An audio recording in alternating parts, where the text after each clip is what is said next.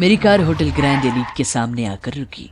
आज मेरी company spark enterprises की नई ब्रांच के इनॉग्रेशन सेरेमनी का दिन था। मैं इस पल का इंतजार वर्षों से कर रहा था, लेकिन कार से उतरने के बाद जो मैंने देखा उसने मेरी दुनिया पूरी तरीके से बदल दी। होटल के दरवाजे के पास हल्की रोशनी में एक जोड़ा खड़ा था। लड़की का चेहरा मैं भूल ही नहीं सकता था। वही मुस्कुराहट, वही झुकी मगर खूबसूरत पलकें। मेधावी। एक पल के लिए मेरे दिल की धड़कन रुक गई। 10 साल बाद उसे देखना, वो भी किसी और के साथ, ये दुनिया को बदलने के लिए काफी नहीं है क्या? मैंने मेधावी के बगल पर खड़े आदमी को ध्यान से देखा। उसका हाव भाव, उसकी चाल, और फिर मेरा ध्यान उसकी आईडी कार्ड की तरफ चला गया। Spark Enterprises senior marketing executive Abhay Sharma, Lucknow. यानी ये मेरा एम्प्लॉय है, राइट? लेकिन अब भी दिमाग मेधावी पर ही था। उसको देखकर मैं फ्लैशबैक में चला गया। ऑडियो संजाल।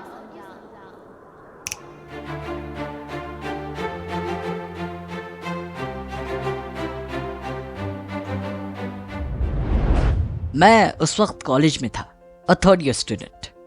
मेरी दुनिया किताबों और भविष्य के सपनों पर ही सिमटी हुई थी। लेकिन जब पहली बार मेधावी को देखा तो जैसे वो दुनिया किसी और की हो गई। कॉलेज की लाइब्रेरी में वो सामने वाली टेबल पर बैठी थी। नीली आंखें, गोरा चेहरा, काले लंबे घने बालों के साथ खुदा ने उसे सजाया था। उसकी आंखों में एक अजीब सी मगर खूबसूरत गहराई थी। एक्सक्यूज मी, उसने धीरे से कहा। हाँ, मैंने किताब से नजरें हटाए बगैर कहा, can you pass your phone to me? Actually एक इमरजेंसी कॉल करना है एंड बैलेंस नहीं है। मैंने नजरें उठाई। उसकी आवाज में एक अजीब सा आकर्षण था। मैंने उसकी तरफ फोन खिसका दी और वो मुस्कुराई। पहली बार मैंने महसूस किया कि किसी की मुस्कुराहट भी दिल को चुरा सकती है। धीरे धीरे हम दोस्त बने एंड कब एक टिपिकल लव स्टोरी की तरह दोस्ती प्यार में बदल गई, हमें पता नहीं चला। वो मेरी जिंदगी का हिस्सा बन गई। उसकी हंसी मेरे लिए संगीत, उसकी बातें मेरे लिए सुबह और रात का किस्सा। वो छोटे छोटे लम्हे, बारिश में लगातार भीगना, घंटों तक बिना किसी वजह के बातें करना, क्या मेमोरेबल थे यार वो दिन भी। एक दिन हम दोनों कॉलेज के गार्डन पर बैठे थे। आसमान में हल्के बादल थे और ठंडी हवाएं बह रही थी। नीलेश, तुम्हें कभी किसी चीज से डर लगता है क्या? उसने धीरे से कहा। हाँ, लगता है ना। तुम्हें खोने से डर लगता है मेरी जान। वो चुप रही। शायद ये वही जवाब था जो वो सुनना चाहती थी। सर चलें? ड्राइवर की आवाज से मैं प्रेजेंट में लौटा। मैंने एक गहरी सांस ली और होटल के अंदर चला गया। लेकिन दिमाग अब भी वही चेहरे में उलझा हुआ था। चारों ओर मेरी कंपनी के इनॉग्रेशन सेरेमनी की चमक थी। बिजनेस टाइकून्स, प्रेस, कैमरों की चमक और चमचमाती हुई सजावट। लेकिन मेरे लिए इस सब का कोई भी मतलब नहीं था। मेरा दिमाग बस एक ही चीज में उलझा हुआ था। मेधावी यहाँ क्या कर रही थी एंड अभय शर्मा कौन था? मेरी नजरें उससे ढूंढ रही थी, लेकिन वो वहां नहीं थी। मैंने सोचा शायद ये कोई वहम है। लगता है आज मेधावी की याद कुछ ज्यादा ही आ रही है। लेकिन अभय, वो यही था। अगर वो मेरी ही कंपनी में काम करता है तो उससे सच उगलवाना इतना भी मुश्किल नहीं होगा। 10 साल पहले मेधावी अचानक गायब कैसे हो गई थी एंड वो अब उसके साथ क्या कर रही है? मेधावी और मेरी दूरियां तब शुरू हुई जब हम दोनों एक दूसरे के और भी करीब आते जा रहे थे। एक दिन जब मैंने उसे फोन किया तो उसने फोन नहीं उठाया। मैसेज किया तो नो रिप्लाई। अगले दिन जब हम कॉलेज में मिले तो उसके चेहरे पर वो मुस्कान नहीं थी जो हमेशा हुआ करती थी। मेधावी, क्या हुआ? तुम ठीक तो हो ना? मैंने पूछा। कुछ नहीं, मैं थोड़ा सा बिजी थी। उसकी आवाज में एक ठंडापन था। मुझे शक हुआ कुछ तो था जो वो मुझसे छिपा रही थी। फिर अचानक वो गायब हो गई। ना कोई कॉल, ना कोई मैसेज, ना कोई अलविदा। मैं पूरी तरीके से टूट चुका था। सेरेमनी के दौरान जब मैं अपने कलीग्स के साथ मिल रहा था, मेरी नज़र अभय पर पड़ी। वो एक कोने में खड़ा अपने फ़ोन में कुछ देख रहा था। मैंने तुरंत उसके पास जाकर कहा, मिस्टर अभय शर्मा, राइट? वो मुझे देखकर चौंक गया। उसके बाद एक फॉर्मल स्माइल देते हुए कहा, यस सर। मेधावी को जानते हो? मैंने डायरेक्ट सवाल पूछा। मेरे इस सीधे सवाल से उसका चेहरा सफ़ेद पड़ गया। जी मैं वो कुछ कहने ही वाला था कि तभी पीछे से एक जानी पहचानी आवाज़ आई, नीलेश। मैंने पीछे घूम कर देखा। मेधावी मेरे सामने खड़ी थी। 10 साल बाद एक पल में वो जख्म फिर से हरे हो गए। 10 साल बाद वही चेहरा, वही गहरी आंखें, लेकिन अब उनमें कुछ बदला बदला सा था। उसकी आंखों में पछतावे की हल्की झलक थी, लेकिन कुछ और भी था।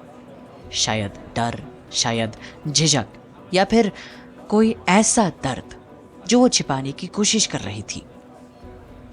मैं कुछ कहने ही वाला था कि अभय ने कहा, सर क्या हम इसके बारे में कहीं और जाकर बात कर सकते हैं? मैंने अभय को घूरा और कहा, नहीं, हम यहीं बातें करेंगे।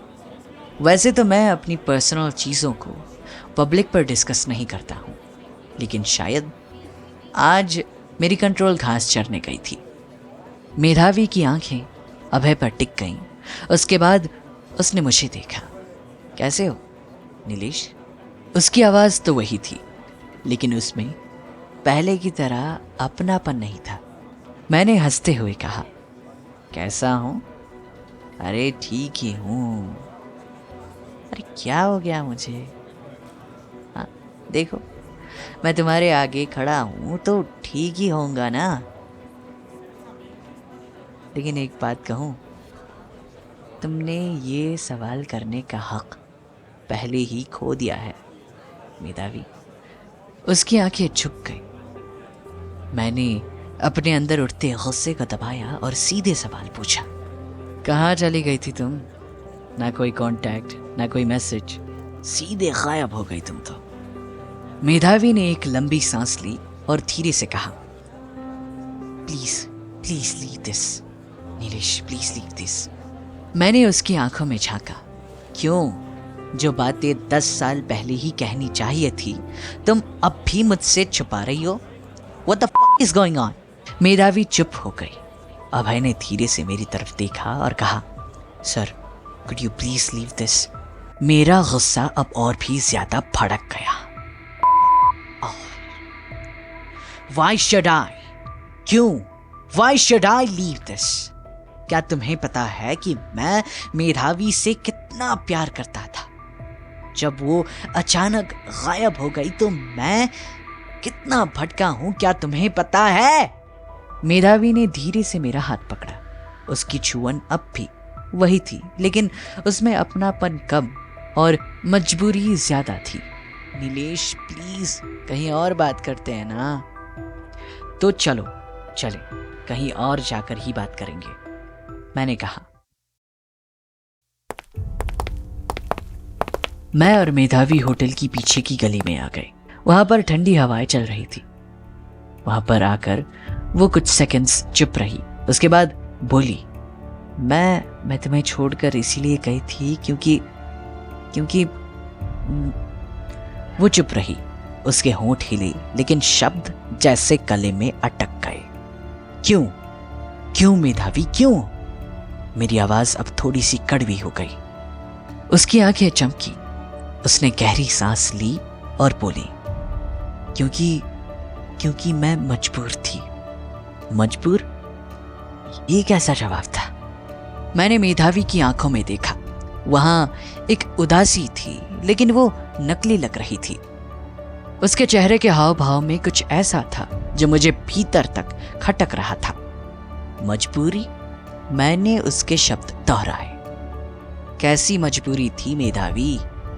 उसने लंबी सांस ली, जैसे कोई भारी बात बताने जा रही हो।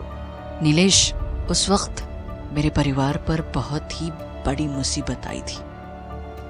उसकी आवाज कांपी। पापा को बिजनेस में घाटा हुआ, कर्ज चुकाने के लिए सब कुछ बेचना पड़ा। मुझसे कहा गया कि अगर मैं शादी कर लेती हूं तो सब कुछ ठीक होगा। मैं चुपचाप उसे सुनता रहा, लेकिन अंदर कुछ खटकने लगा। शादी? मैंने पूछा। लेकिन तुमने मुझसे कुछ भी नहीं कहा, ना मदद मांगी, तुम तो सीधे चली गई। वो मेरी आंखों में देखने से बच रही थी। नीलेश, क्योंकि मैं मजबूर थी यार। फिर से वही शब्द, मजबूर। तो तुम कह रही हो कि तुमने किसी और के साथ शादी कर ली? मैंने सीधे पूछा। मेधावी थोड़ी घबराई। नहीं, मैंने शादी नहीं की, लेकिन मुझसे ऐसा करने के लिए कहा गया था। तो फिर क्या हुआ? उसने नजरें झुका ली। मैं भाग गई। मैंने अपना रास्ता खुद चुना। अब यह कहानी और भी अजीब होती जा रही थी। पहले मजबूरी की बात, फिर शादी, और अपना रास्ता खुद चुनना। मुझे एहसास हुआ कि वो झूठ बोल रही थी। मेधावी की आंखों में वो सच नहीं था जो एक दर्द से गुजरे हुए इंसान की होती है। वो अपनी बनाई कहानी को सच साबित करने के लिए हर कोशिश कर रही थी। तभी मैंने एक आखिरी वार किया। ये थोड़ा सा सेंसलेस था, लेकिन इंसान की साइकोलॉजी को ये पूरी तरह से डिसरप्ट कर सकता था। तो तुम्हारा अभय के साथ रिलेशन क्या है? ये बात सुनने के बाद मेधावी एकदम से ठहर गई। मेधावी के चेहरे का रंग उड़ चुका था। मेरी नजरें अब भी उसकी आंखों में झांक रही थी। बोलो मेधावी, अभय कौन है तुम्हारे लिए? बोलो। उसने होंठ काटे, उंगलियां मरोड़ी और धीरे से बोली, वो सिर्फ दोस्त है। वो सिर्फ दोस्त है नीलेश। मुझे हंसी आ गई, कड़वी तड़पती हुई हंसी। सिर्फ दोस्त। अब वो बेचैनी से इधर उधर देख रही थी। उसकी हरकतों से मुझे पता चल रहा था कि वो सच नहीं बोल रही थी। मैंने जेब से फोन निकाला और स्क्रीन उसके सामने कर दी। अभय की सोशल मीडिया हैंडल्स देख रही हो? देखो, मैंने गुस्से से कहा। मेधावी की आंखें बड़ी हो गई। स्क्रीन पर अभय और मेधावी की फोटोज लगातार स्क्रॉल होती ही जा रही थी। दोनों किसी ट्रिप पर, डेट पर थे। फोटोज में मेधावी अभय की बाहों में लिपटी हुई थी, वही मुस्कान के साथ जो कभी मेरी हुआ करती थी। मेधावी के होंठ सूख गए। वो कोई सफाई देने के लिए अपना मुंह खोलने ही वाली थी कि मैंने अपना हाथ उठा दिया। बस अब और मत बोलो मेधावी, स्टॉप। मेरी आवाज कांप गई। मुझे अपने अंदर एक अजीब सी बेचैनी महसूस हुई। एक भारी बोझ जो मुझे इतने साल से ढो रहा था, वो अचानक मुझे तोड़ने लगा। मेरी आंखें नम हो गई।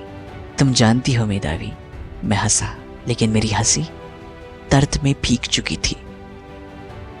मैंने तुम्हारे अलावा किसी और के साथ प्यार ही नहीं किया। मेधावी ने चौंक कर मेरी ओर देखा। तुम्हारे जाने के बाद हाँ, लोग आए, प्यार करने के मौके आए, लेकिन मैंने किसी को अपनाया नहीं। मेरी आवाज भारी हो गई। मेधावी कुछ कहने ही वाली थी कि मैंने उसे रोक दिया। क्योंकि मैं तुम्हें भूल ही नहीं पाया था यार। मेरी आंखों से आंसू गिर पड़े। तुम मेरी जिंदगी का हिस्सा थी यार।